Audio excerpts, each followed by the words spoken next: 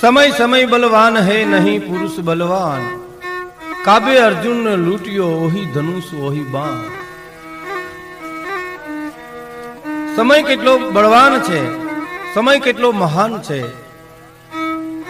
એની વાતો ઘણા સંતો મહંતો મહાપુરુષોએ કરી છે, જેને આપણે આગમના ઈંધાણ કહીએ છીએ. અને ભારત વર્ષમાં ઘણા સંતો મહંતોએ આગમના ઈંધાણ કર્યા છે. આગળથી આવો સમય આવશે એવા મહાપુરુષોના ગણિત હતા. સંતોનું ગણિત એવું હોય કે એક ને એક બે થાય, દોઢે ન થાય, અઢીએ ન થાય.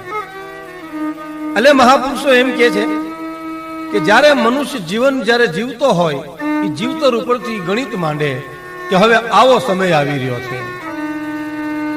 નીતિ ધર્મ પુણ્ય માણહાઈ એ બધું ઘટવા માંડે, જ્યારે અનીતિ અધર્મ જ્યારે વધવા માંડે ત્યારે મહાપુરુષો ગણિત મૂકીને એમ કહે છે કે આ સમય છે એ જે ખરાબ સમય આવવાનો છે, જેને આપણે આગમના ઈંધાણ કહીએ છીએ. એક સમય એવો હતો આ દેશમાં કે બાપ અને દીકરાને સતત સવાર બપોર ને હાજ એમ કહેતો હતો કે બેટા રસ્તામાં હાલ્યો જાતો હો, સોનાના દાગીનાની પેટી પડી હોય તોય તું એમાં મન ન નાખતો. મારો દીકરો હોતો ભૂખે મરજે પણ કોઈ દી અનીતિનું લેતો નહીં. ઈ જ માં એમ કહેતી કે બેટા તું મારું ધાવણ ધાવ્યો હો તો કોઈ દી નીતિ ન ચૂકતો, કારણ તેથી સતયુગ હતો. અને ઈ મા દીકરાને એમ કહેતી કે બેટા તારી ઈચ્છા થાય ઈશ્વરની પાસે માગવાની તો ભૌતિક સુખ નો માગતો, માયા નો માગતો, પણ એની ભક્તિ માગજે. હર ભજું હક બોલું દોનો બાતા વલ, ઈ નર ને ઉતરે ની કદી આઠો પોર નમલ. હર ભજું હક બોલું દોનો બાતા વલ, ઈ નર ને ઉતરે ની કદી આઠો પોર અમલ. અને તેથી દીકરો બાપની સેવા કરતો હતો અને ઈ દીકરો માની પણ સેવા કરતો હતો. આજથી 5000 વર્ષ પહેલા ભારતની ભૂમિમાં ભગવાન કૃષ્ણની સાક્ષીએ સહદેવે ઘણું ભવિષ્ય ભાંખ્યું છે, આગમ વાણી કીધી છે. પોતાના ભાઈ પાંડવોને એમ કીધું છે કે હે અર્જુન, હે ભીમ, હે ધર્મરાજા, આપણે જે ગોત્ર હત્યા કરી છે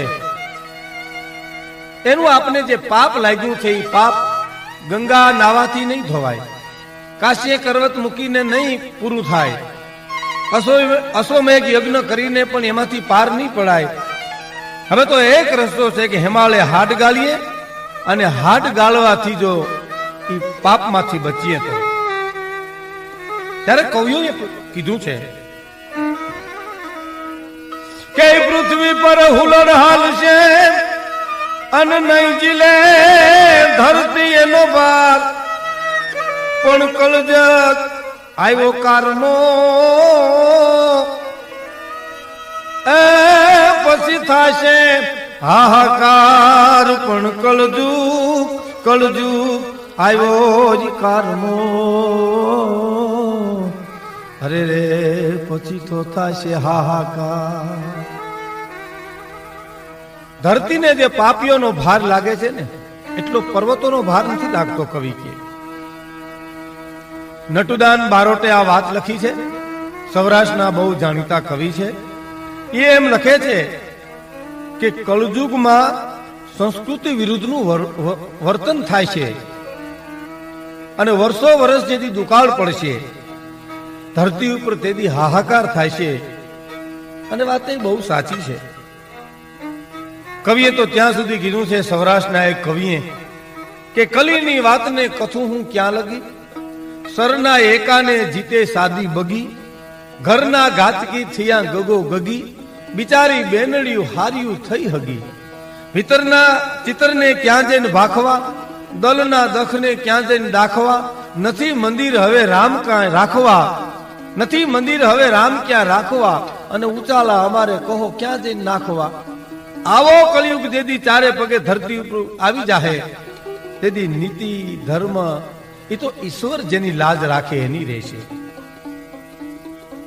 અને જે રીતે કવિએ કીધું છે એવું છે. અટાણે હાળી આવે ત્યારે માણસને આનંદ આવે છે અને એનું સન્માન કરે છે.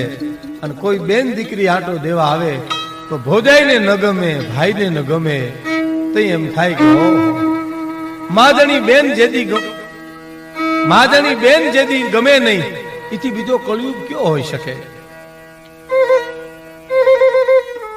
એટલે સહદેવે એટલું કીધું છે ભગવાન કૃષ્ણની હાજરીમાં કે આપણે હેમાળે હાથ ગાળવા જવું પડશે, નહીતર આ પાપમાંથી મુક્તિ નહીં મળે. અધર્મ્યો કવરો કહેવાય, એને મારવાથી જો એટલું પાપ લાગતું હોય તો માણસ જ્યારે નીતિ ધર્મ ચૂકી અને સજ્જનોને જ્યારે સંતાપવા માંડે એનું પાપ કેટલું લાગશે. એટલે તો કવિએ કીધું છે ને કે અન્ન સમી નહીં ઔષધિ, ઝરણા સમો નહીં જાપ, કૃષ્ણ સમો નહીં દેવતા અને નિંદા સમો નહીં પાપ. કવિ એમ લખે છે કે હું કળયુગની ટીકા નથી કરતો, પણ કળયુગની માલિપા માણસો નિંદા બહુ કરશે, ટીકા બહુ કરશે. અને વાતે સાચી છે. અટાણે આપણે નથી જોતા વર્તમાન કાળમાં માણા વાતની વાતમાં ટીકા બહુ કરે. આપણે કોઈને એમ કહીએ ભાઈ ફલાણા ભાઈ બહુ સારા, એટલે તરત જ એમ કહે અમે એને ઓળખીએ, અમે એને ઓળખીએ ભાઈ, અમે એને ઓળખીએ. ગાડા ગાડા નિહાકા નાખે. શું છે ભાઈ ઓળખીએ હતી? તો હું હો ઉંદરી ખાઈને મિનીબાઈ પાઇટે બેઠા, હવે બેઠા બેહવા દે નકર હવા હો ખાહે. બહુ ટીકા કર્યો. દ્રષ્ટિ જેવી હલકી હોય ને. ઘણા માણસને તમે 3.5 લાખના બંગલામાં લઈ જાઓ તો સંડાસ પાસે ઉભો હોય છે, ના કે આ દઈને કે ગંધાઈ બહુ, પણ ત્યાં આની કોર ગુડા ને અહીં ડ્રોઈંગ રૂમ છે, બેડરૂમ છે, ત્યાં મિર્યો હું કામ તું? તારા જીવતરને તે એવા ચોકઠામાં રાખ્યું છે કે તને દુર્ગંધ આવશે, તને કોઈ દિવસ સુગંધ નહીં આવે. જીવતરને એટલું બધું ઊંચાઈ લઈ જા કે તને કોઈ દિવસ દુર્ગંધ નહીં આવે, સુગંધ જ આવશે. સજનો છે ને એ ટીકા નહીં કરે, સજનો છે ને એ ગુણ ગ્રહણ કર્યા કરે. એટલે કૃષ્ણ સમો નહીં દેવતા અને નિંદા સમો નહીં પાપ. નિંદાથી માણસને પાપ બહુ લાગે છે. પણ કળિયુગમાં પાછા કવિઓએ વર્ણન કર્યું છે કળિયુગનું, અને એમાં એમ પણ કીધું છે કે સતયુગમાં યજ્ઞ કરી અને ભગવાન ન મળે, સાધના કરી યોગ કરીને ભગવાન ન મળે, તો કળિયુગમાં છે ને નામ જપથી ભગવાન મળી જાય. પણ એ થાય નહીં, કારણ કે માયામય જીવ થઈ ગયો હોય ને, જ્યાં જોઈ ત્યાં માયા માયા, પૈસો પૈસો જ કરતો હોય ભાઈઓ. એટલે કીધું છે કે કળિયુગમાં નામ જપથી પરમાત્મા મળે પણ થાહે નહીં. એટલે સહદેવે કીધું છે પાંડવોને કે એવો કળિયુગ આવે છે, અને એનું વર્ણન પણ કર્યું છે. ધર્મરાજા એકવાર બેઠા છે, સહદેવને પૂછે છે કે હે સહદેવ, કળિયુગનું વર્ણન તો કરો, કળિયુગ કેવો હશે? એટલે સહદેવ કળિયુગનું વર્ણન કરે છે, જેને આગમના ઈંધાણ કહેવાય. આપણે ત્યાં તો ઘણા આગમના ઈંધાણ છે, મહાપુરુષોએ સંતોએ કીધું છે. સહદેવ ઋષિ કહે છે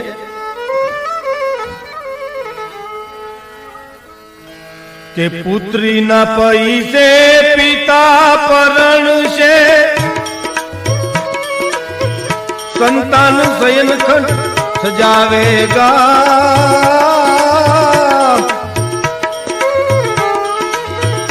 માન મર્યાદાને છૂટશે મોભો, કલિકા પ્રમાણ કહાવેગા.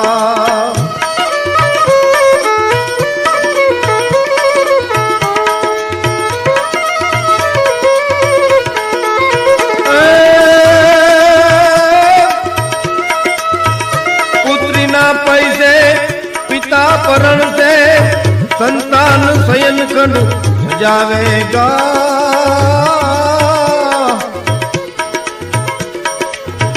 માન મર્યાદાને મોભો છૂટશે, કલિકા પ્રમાણ કહાવેગા.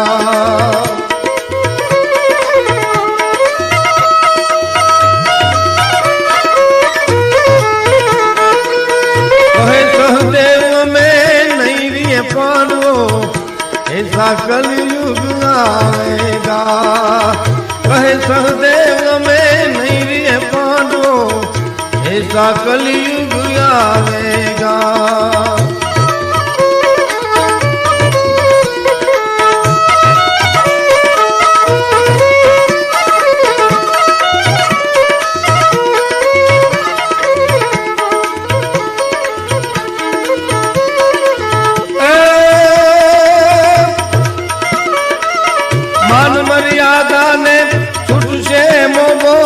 कली का प्रमाण कहावेगा।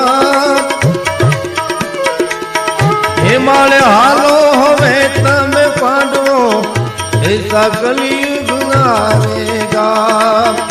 हिमालय हालो हवे तमे पांडवो ऐसा कलयुग आवेगा।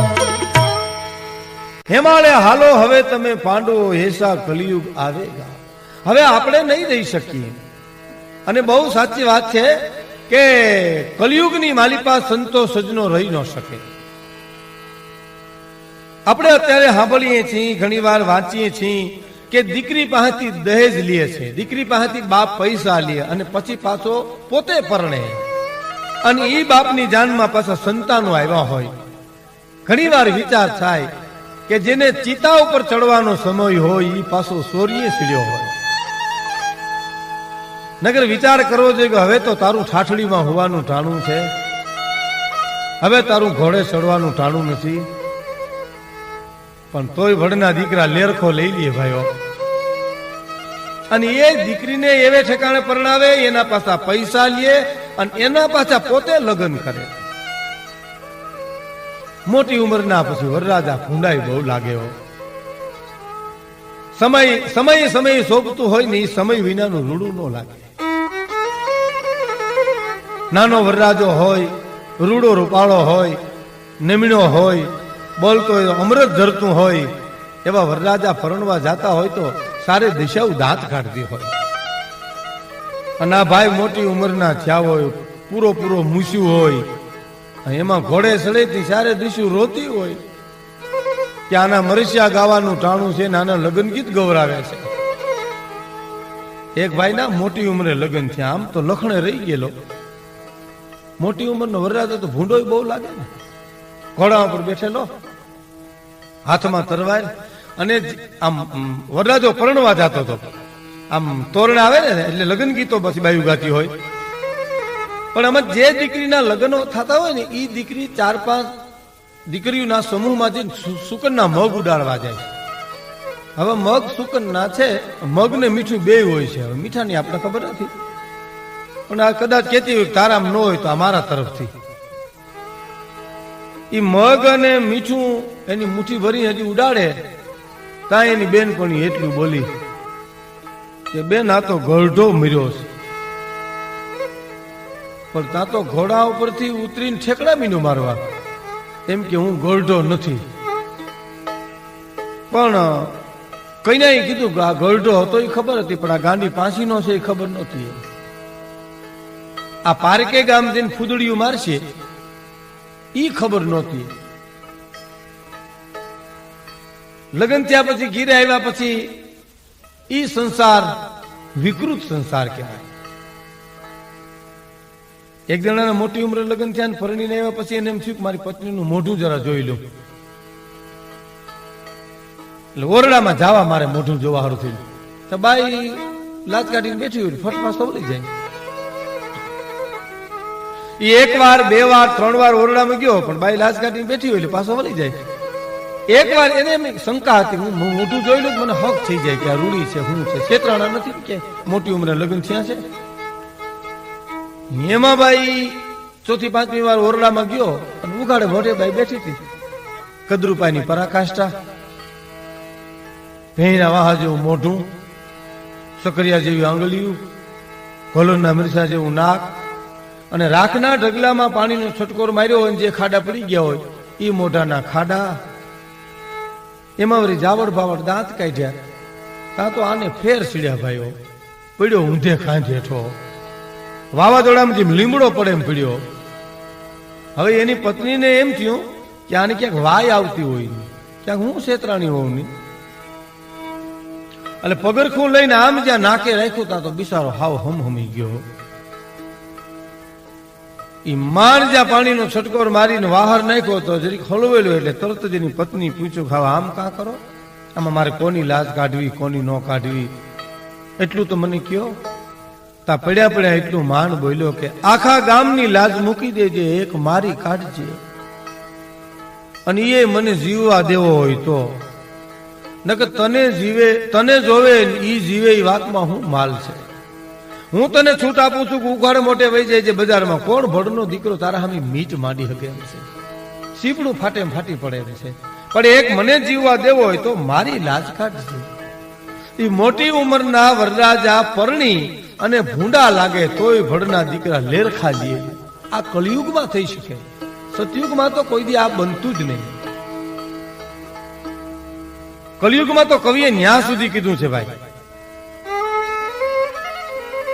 કે સતી જમશે સૂકો ટુકડો અને ગુનકા જમશે થાળ, પણ પિતા પિતા પુત્ર એક ઘીરે પરણશે, એ જન કળિયુગ ના ઈંધાણ. સતી જમશે સૂકો ટુકડો, એ ઓલી ગુનકા જમશે થાળ. કળિયુગમાં આ પરિસ્થિતિ સર્જાય કે જે સતી સ્ત્રી છે, ધર્મ પારાયણે પોતાનું જીવન જીવતી છે, એની લોકો ટીકા કરશે, નિંદા કરશે. અને જે બાઈ પોતાના ધણીની હારે દીમાં 3-3 વાર ઝઘડો કરતી હોય, મેલ મેલાતો ને માલિયા બાગુ ને બગીચા, પણ ભૂંડી જો મળે ભામીની તો હકનો નાવે હા. મેલ મેલાતો ને માલિયા બાગુ ને બગીચા, એ 3-3 વાર પોતાના ધણી હારે એ બાંધતી હોય, એની લોકો કોઈ વાત નહીં કરે. ઘણા તો બિચારા એવા દુખી થઈ ગયા છે. રસ્તા પર એક ભાઈ પડેલા, ગોઠણ સોલાઈ ગયેલા, કોણિયું સોલાઈ ગઈ, નાકમાં લોહી વયા જાય. એમાં 2-3 જણા નીકળ્યા. એમાંથી એક જણે પૂછ્યું કે બિચારાને ઘર ભેરો કરો, ઘર ભેરો કરો. પડ્યો કે હજી ભંગવી નાખો છો? ઘેરેથી કે વયો આવું છું, હજી તોડી નાખો હોય તો લઈ જાઓ. આ જેની દિશા થઈ હોય એને થાળ જમવા મળશે એમ કવિ કહે છે.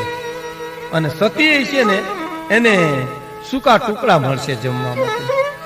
બહુ વિચાર કરો તો સૂકો ટુકડો અને થાળ એ આ જ છે. જેની ટીકા થાય છે એને ટુકડા કવિ પ્રતીક મૂકે છે, અને જેને કોઈ ઘેરે આંગણે આવે તો એનું સન્માન કરે એને થાળ છે. અને ત્યાં સુધી મહાપુરુષોએ કીધું છે કે ચલતી ચકી દેખ કર દિયા કબીરા રોય, દો પડકે બીચ મેં સાબત રહા ન કોઈ. કલયુગની માલિપા માણા ભરડાઈ જશે. કેવી રીતે? દો પડકે બીચ મેં સાબત રહા ન કોઈ. ઘંટી ફરતી હોય અને જેમાં એ બેનો દોરડું ઓરતી હોય, દાણા ઓરતી હોય, અને એમાં એમ કહેવાય છે કે એકેય બચે નહીં, ભરડાઈ જાય. એમ કલયુગની માલિપા કોઈ બચશે નહીં, ભરડાઈ જશે. પણ કવિ એમ કહેશો કે એમાંય બચશે. કોણ? હરિનામનો સતનામનો ખીલ્લો જેના હાથમાં આવી ગયો છે ને એનો વાળ વાંકો નહીં થાય. હરિસ્મરણનો, રામ નામનો એ હવાર બપોર ને હાજ. વિચાર કરો તો લંકામાં વિભીષણ પણ હતા ને. હનુમાનજી મહારાજ જેથી એને મળવા ગયા લંકામાં, તો વિભીષણે પણ એમ જ કીધું છે ને, સુના હું પવન સુત રહની હમારી, જીમી દસન મહ જીભ બિચારી.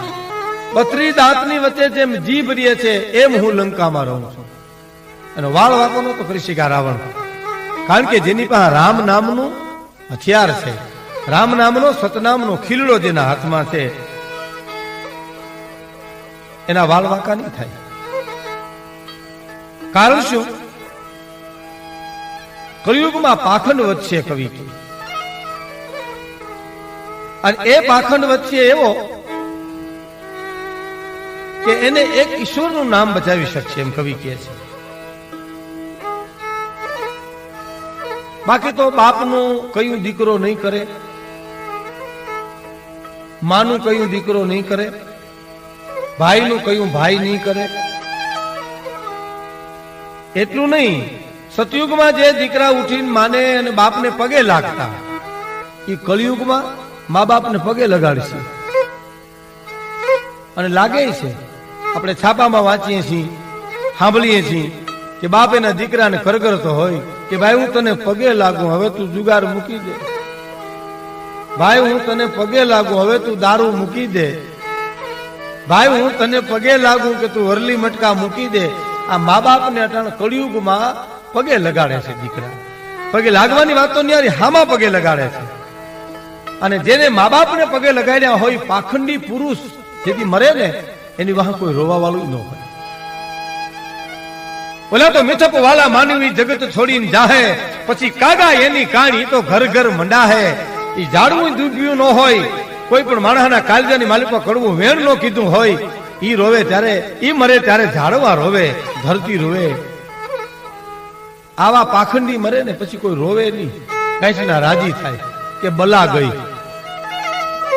એક ભાઈ ગુજરી ગયા અને એ બાઈ રોતી નહોતી, એની પત્ની રોતી નહોતી. પછી પાડોશની બાઈએ વિચાર કર્યો કે હાલો આપણે જઈને એને કહીએ કે બેન તું શું કામ રોતી નથી. અને પૂછ્યું બેન તું શું કામ રોતી નથી, ધણી જેવું ઢીમ ધરી ગયું. બાઈ કે પણ મારે હું નામ લઈને લોવો વારો, જન્મો ત્યાંથી કારા ધોરા કર્યા. હાણે હારી ભેહું સારી હોત તો હું એમ કે ભેહું નો સારનાર, પણ મારાથી એમ કહેવાય કે તારા વિના વરલી મટકાના આંકડા કોણ માનશે, તારા વિના દારૂ કોણ ઢીસશે, તારા વિના ગંજીપતે કોણ રમશે. બેન મને તો રંજ થાય છે. શું કે કંથાઈ રણ મેં નવ ચડ્યો અને નદીઓ દાન દીન, પણ નગરમાં વસ્યો એને જાણ્યો નહીં. એ ઓલા જમને કોણે કી. મારો ધણી કોઈ દી ધીંગાણે ગયો નથી, મારા ધણીએ કોઈ દી દાન કોઈને દીધું નથી, મારો ધણી આ ગામમાં રહીએ પણ એને કોઈ ઓળખતું નથી.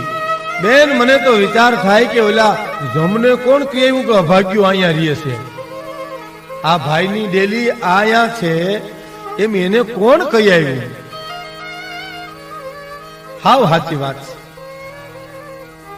એક પતિ ઘીરે આવ્યો એટલે એની પત્ની પૂછે છે કે તમારું મોઢું કેમ ચડી ગયું, કઈ દાન દેવાઈ ગયું, કોઈ દિયો એમ તો નથી, પડી ગયું કઈ ખિસ્સામાંથી, કોઈ માર્યા જાહાતીથી આવી, તો કે ના કઈ પડ્યું નથી, કોઈ માર્યો નથી, કોઈને કઈ દીધું નથી. કે તઈ કા મોઢું ચડાવીને બેઠા, તો કે એક જણાને હું દાન દેતા દેખી ગયો. કલિયુગના પાખંડી પાપીઓ કોઈને દાન તો નહીં આપે, પણ કોઈ દેહે જોઈ પણ નહીં શકે. એમ સંતો આગમવાણીમાં એમ કે છે કે આવો સમય આવશે, અને ઈ સમયમાં જો હરિસ્મરણ નહીં હોય, ઈ સમયમાં જો હરિનું નામ નહીં હોય, તો કલિયુગ જીવવો આકરો બહુ લાગશે. ચલતી ચકી દેખ કર દિયા કબીરા રોય, દો પડ કે બીચ में સાબત રહા ન કોઈ. પ્રમાણમાં વિકૃતિ વધી જાહે. એટલે 5000 વર્ષ પહેલાનો સહદેવ 5000 વર્ષ પછી શું થાય છે એ કહી દીધું એને. વિચાર તો કરો કે 5000 વર્ષ પછી આવો સમય આવશે, અને એ સમય આવ્યો કેવો આવ્યો.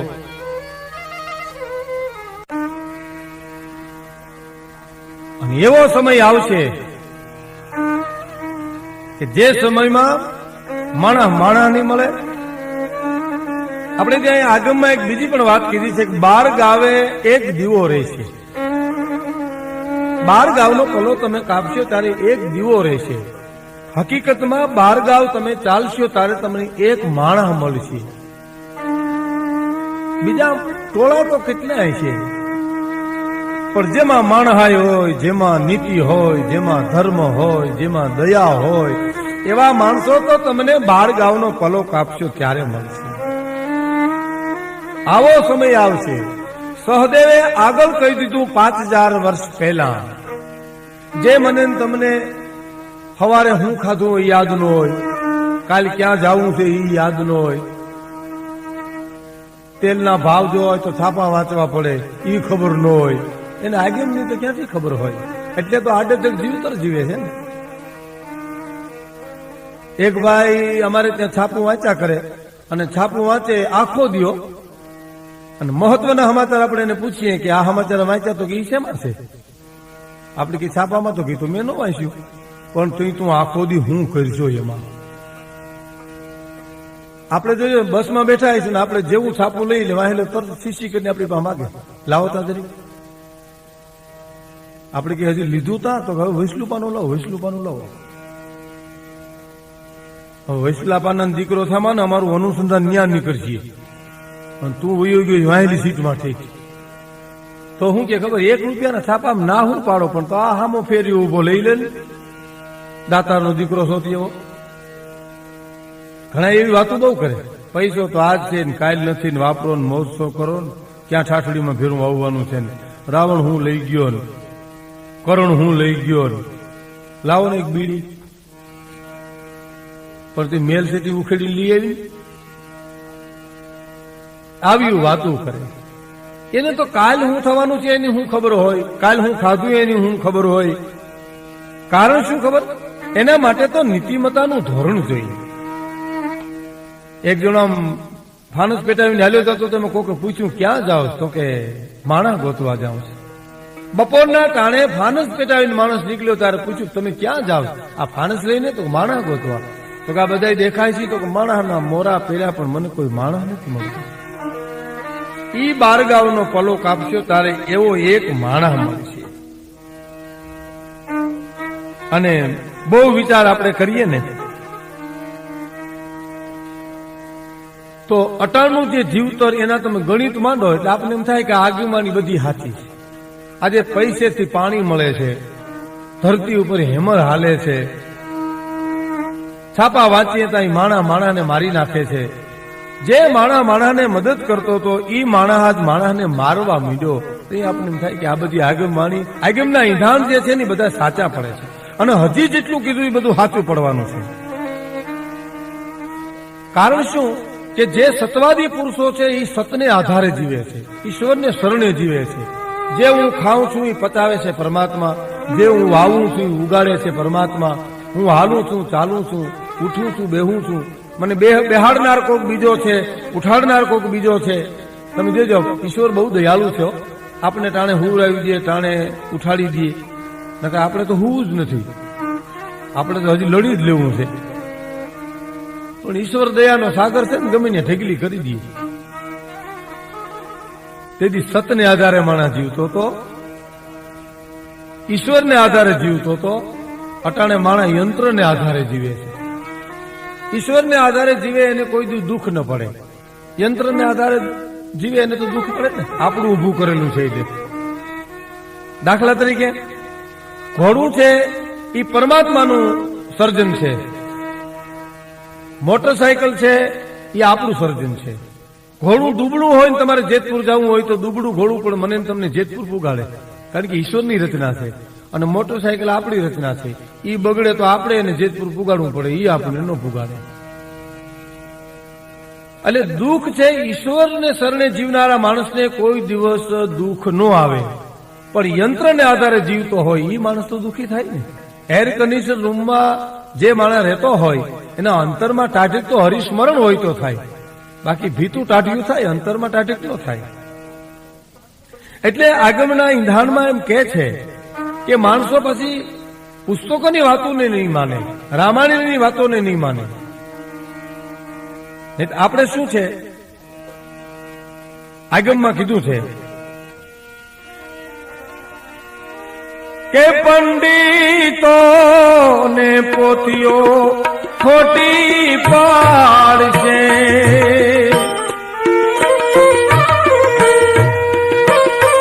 એવા પંડિત ને પોતીને ખોટા પાડશે.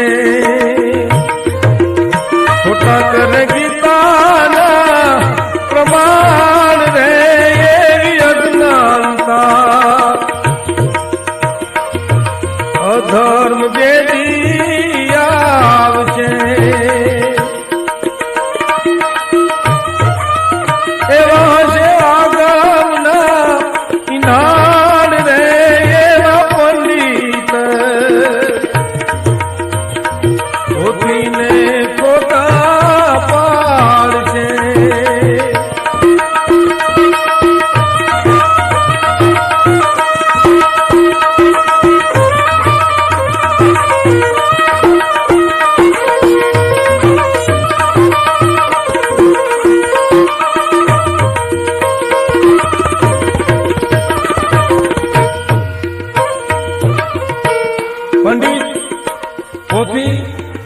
ખોટા છે એમ કલયુગના માણસ કહે. એટલે જ એમ કે છે જગદંબા સતી તોરલ, સતી રે ચેતાવે જાડે જાન શાનમાં,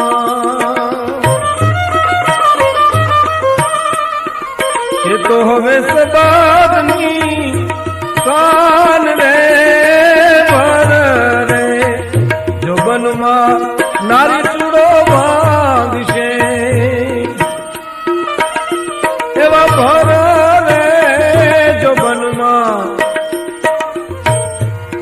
નારી ચૂડો ભાગશે એવા હશે ગામના વિધાન રે, એવી સતી રે સમજાવે જાડે જાન શાનમાં.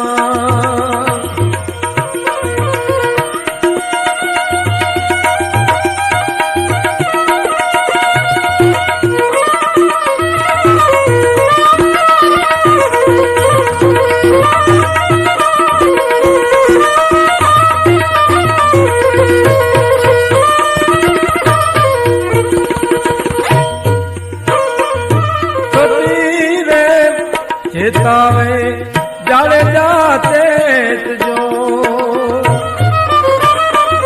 પછી એમ કે છે કે જેસલ હવે ચેતી જાયજો, એવા સતી રે ચેતાવે જાડે જાતે જો, એ તો હવે સબાદની શાન રે ભર રે, જો બનમાં નારી ચૂડો ભાગશે ભર રે, જો બનમાં નારી ચૂડો ભાગશે નહીં હોય મુનિવર ને માન રે, એવા સતી રે ચેતાવે જાડે જાતે જો, એવા સતી રે ચેતાવે જાડે જાતે જો, સતી રે ચેતાવે જાડેજા ચેતજો. પંડિતને અને પોથીઓને એટલે કે રામાયણ શાસ્ત્રોને જે કલયુગના માનવીનો માનશે નહીં, ગીતાના જ્ઞાન ખોટા છે એમ માણસ વાતો કરશે. પછી ભરરે જોબનમાં નારી રંડાશે, ચૂડલો ભાંગશે, મુનિવરને કોઈ ક્યાંય માન નહીં મળે. જે વર્ષો પહેલાની આગમવાણી છે, જે વર્ષો પહેલાના આગમના ઈંધાણ છે, એ નથી લાગતું કે વર્તમાન કાળમાં આપણે જોઈ રહ્યા છીએ. અટાણે કોઈ સાધુ સંતને સાચા સાધુ છે એને માન નથી મળતું. રામાયણની વાત કરીએ, એક માણસ બહુ સારી રામાયણની વાત કરતો હતો, એટલે એક જણો ઉભો થઈને કે તમને જે સાંભળવા આવી હતી તમે રામાયણની જ માંડીને બેઠા હો. પણ ઓલે બહુ સારું કીધું કે ભાઈ તારા બાપાએ કંઈક લખ્યું હોય તો દે, કાલથી ઈ બોલીએ. જે ઋષિઓ જે સંતો પાંદડા ખાય અને જીવા છે, પહાડની માલિપા એક એક પગે તપ કર્યા છે, ગીતા ભાગવત ને રામાયણ મને તમને આપણા દેશના ઋષિઓએ જે સંપત્તિ આપી છે એ સંપત્તિનું ઋણ આપણે કોઈ દી ચૂકવી શકીએ નહીં. ઈ રામાયણની વાતો આજ ગમે નહીં, એ ગીતાની વાતોની ખોટી પાડતો હોય આજનો કળિયુગનો માનવી, તો આ આગમના ઈંધાણ છે.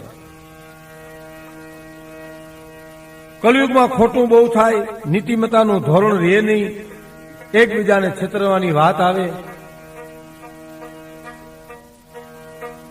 પેલા તો નાનપણમાં જે બાઈ દુખાતી, બાળપણના રંડાપા ગુજારતી સતયુગમાં, નાના છોકરા હોય તો એને સંસ્કાર આપતી,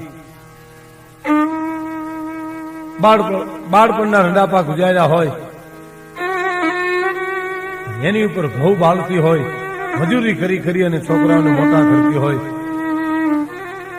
આમ કહેવાય છે કે પોતાના પતિ સિવાય દુનિયામાં કોઈને સામે નજર ન નાખતી હોય, પતિની હારે બધું એની સુખ સાહેબી હોય ગઈ હોય, એમ જીવનારી બાઈ છોકરાને સંસ્કાર આપતી હતી. અને બહુ સાચી વાત છે. અટાણે આપણે ઘણી વાર જોઈ છીએ, બાઈ દુખાણી હોય, પોતાનો પતિ ગુજરી ગયો હોય અને પછી પોતાના છોકરાઓને સંસ્કાર દેવાને બદલે એને ફિલ્મો જોવા લઈ જતી હોય, ન ખવડાવનું ખવડાવતી હોય, ન પાવાનું પીવડાવતી હોય. તઈ આપણે એમ થાય કે આમાં વિકૃતિ જ આવે ને, કારણ કે અન્ન જેવું અન્ન ખાવે એવો ઓટકાર આવે, એમ આપણે કીધું છે. સત્સંગની અસર ન થાય એટલી કુસંગની અસર થાય આપણે ત્યાં. અને એનો અખતરો કરવો હોય ને કોઈક દી જોવું હોય તો જોજો. દૂધની તાહલી ભરી અને તમે દૂધપાક બનાવો અને તાહલી ભરી અને દૂધપાક પીઓ, અને એ દૂધપાકમાં તમે સુગંધી પદાર્થો નાખો, જાયફળ, એલચી, બદામ, સુગંધી બનાવો અને એક તાહલી પી જાઓ અને પછી ખાલી 2 પતિકાના મૂલાના 2 પતિકા ખાઓ ને તો હોટકારની ગમગમાટી મૂરાની બોલશે. એમાં એલસી દીકરી ગોતી ન જડે. સામાન્ય રીતે કુસંગની અસર બહુ થાય. એટલે તો આપણે કવિઓએ પણ કીધું છે ને, ઓલો હાથી ખૂચી ગયો કાદવમાંથી, કેમ નીકળતો નતો, પછી કૂતરાઓને એમ મીંડો કેવા, મને આમાંથી બચાવો, મને આમાંથી બચાવો. તો કવિ ત્યાંથી નીકળ્યો. મોટો માણસ જયારે હલકાને કરગરે ને ત્યારે કવિ એને ઠપકો આપે છે.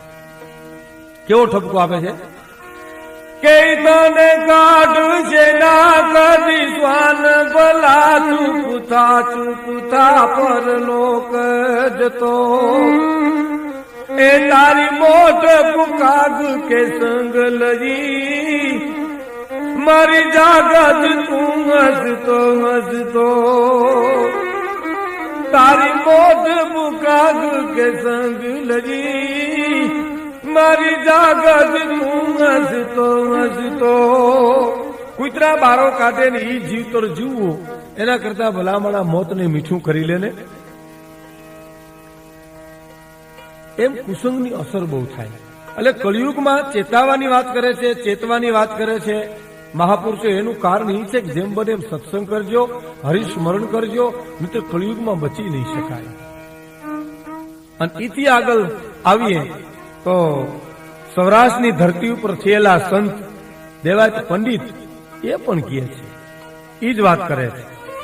કેવી વાત કરે છે કે હે મરનબ મહાલ છે અનંત કરશે હાહાકાર, પણ માટી માટી લોહીથી મથશે એ જન કલજુગ વારંવાર. પણ હેમાર નબ મહાલ છે એ જન કરશે હાહાકાર. હેમાર નભમાં હાલશે અને કરશે હાહાકાર. આવો સમય આવશે. એટલે તો કીધું ને કે જે કઈ મહાપુરુષોની આગમ વાણી છે, આગમના વિધાન છે, એમાં દેવાજ પંડિતે પણ વાત કરી છે. એવા દેવાયત પંડિત દાડા દાખવે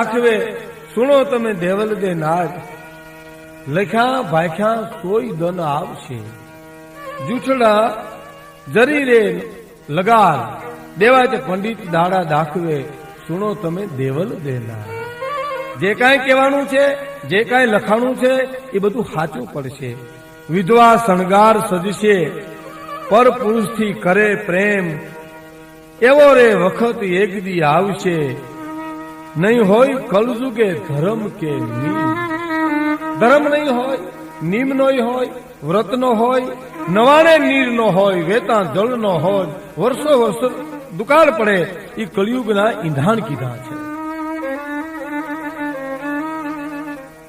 સામાન્ય રીતે વિચાર કરીએ તો ભારતની હારી નારી આગમવાણીમાં એમ કીધું છે આગમના ઈંધાણમાં એમ કીધું છે કે વિધવા શણગાર પહેરશે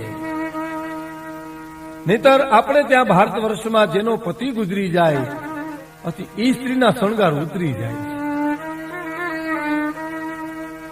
ઈ બાઈ જદી કોક દી બજારમાં હાલી જતી હોય તેથી વિચાર કરજો કોઈ સાધ્વી હાલી જતી હોય એવું લાગ્યા કરે પગે લાગવાનું મન થાય એવી સ્ત્રીઓ એટલું નહીં પણ ક્યાં સુધી કીધું છે કે જેનો પતિ જીવતો હોય અને પરદેશ હોય એના વિયોગમાં જો જીવતી હોય ને તોય આપણા કવિઓએ કીધું છે અમે ભોયે રે પથારી કરીએ રે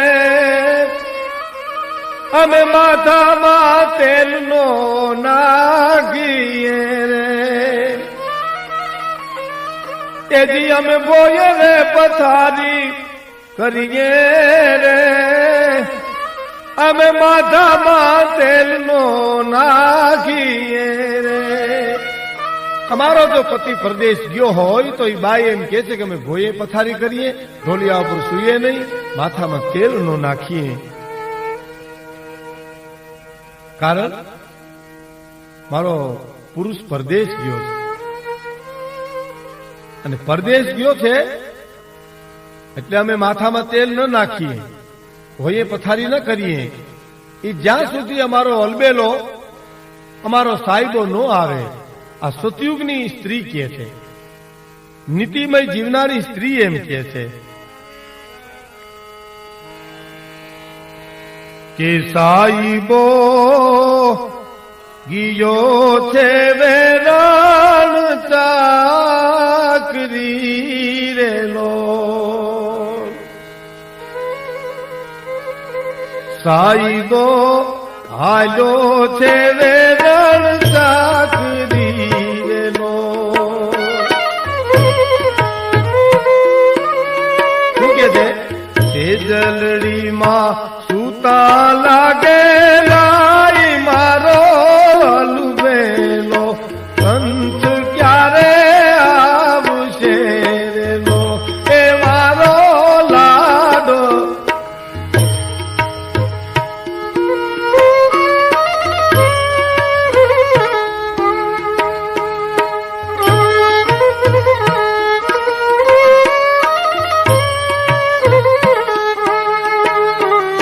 સાહેબો ગિયો છે વેરણ ચાકરી રેલો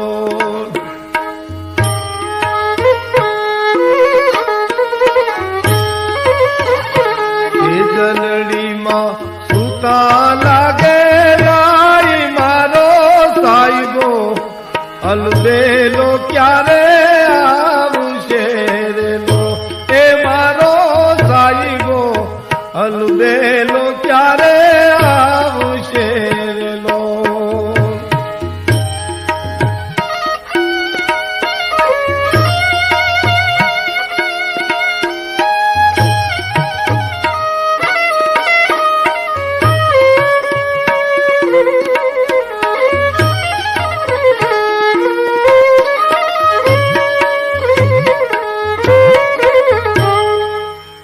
સાહેબો પ્રદેશમાં ગયો છે ક્યારે આવશે ત્યાં સુધી સેજલડીમાં અમને લાય લાગે છે એને બદલે આગમના ઈંધાણમાં એમ કીધું છે કે વિધવા સ્ત્રીઓ શણગાર પહેરશે વિધવા બાયુ શણગાર પહેરશે ત્યારે સમજી લેજો મહાપુરુષો કે આ કલિયુગના ઈંધાણ છે એથી જો આગળ વાત કરીએ તો આર્ય નારી પોતાના દીકરાને સંસ્કાર આપે છે.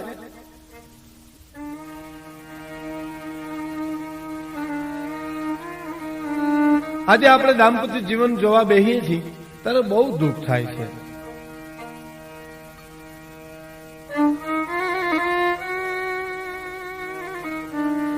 આર્ય નારી હતી એ પોતાના દીકરાને સંસ્કૃતિના સિંચન કરતી. કલિયુગમાં બધે બગડી ગયું છે એવો કવિનો દાવો નથી. ચારીકોર કલિયુગ વ્યાપી ગયો છે એમ કવિનું કહેવું નથી.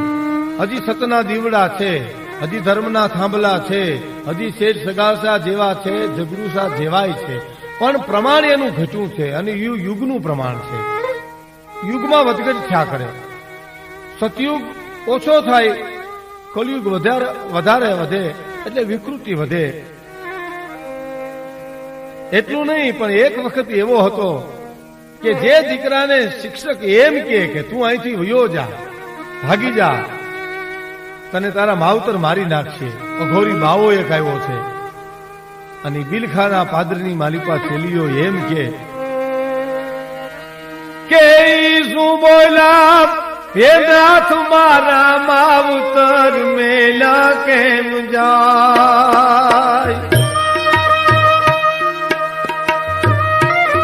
શું બોલા હવે નાથ મારા માવતર મેલા કેમ જાજ રે, મા બાપ મેલા કેમ જાય.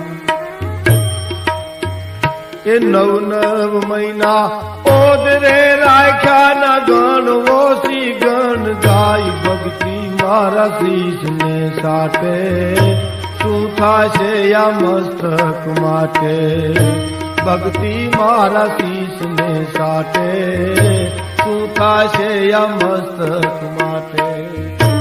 જે દીકરો એમ કેતો હોય કે મારા માવતરને માટે મારાથી આજ ભગાઈ ગઈ કોઈ, તું એમ તમે મને એમ કહો તું અહીંથી ભાગી જા, હું કેમ ભાગી શકું? હું કોનો દીકરો છું? મારો બાપ કોણ? મારી મા કોણ? એ નાનકડો એવો ચેલીયો જો બિલખામાં એમ કેતો હોય કે ભાગું તો રે મારી ભૂમિકા લાજે ને બોરિંગ ની જીલે બહાર રે, ઓલો બોરિંગ જીલે નહીં ભાર.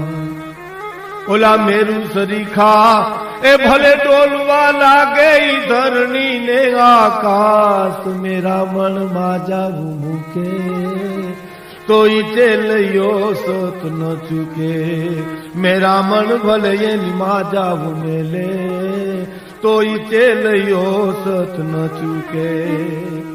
ભાગવું તો આજ ભૂમિકા લાગે મારે, આજ મારું ભગાતું હોય છે. મેરા મન એની માજા મૂકે નહીં, પણ મૂકવું હોય તો ચલ્યો કે ભલે મૂકી દે, પણ હું ધર્મને ખાતર, મારા આચરા ધર્મને ખાતર હું કોઈ દિવસ ભાગું નહીં, મારાથી ભગાય નહીં. જે દીકરો સતયુગમાં એમ કહેતો હતો અને આગમની વાણીમાં કવિઓ એમ કે છે, શું કે છે કે બાપનું કયું રે દીકરો નહીં કરે.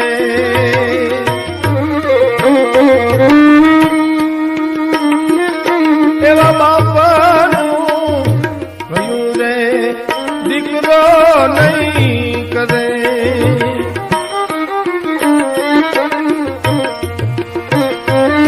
તો બાપને એને સગાલ રે ધન રે દોલત માટે મારશે.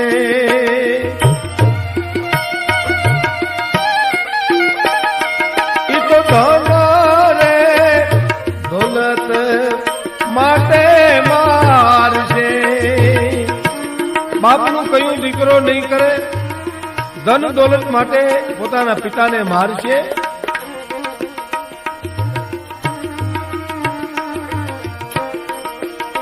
આવા છે આગમના એ ધાન રે બાપનું કયું રે દીકરો નહીં કરે.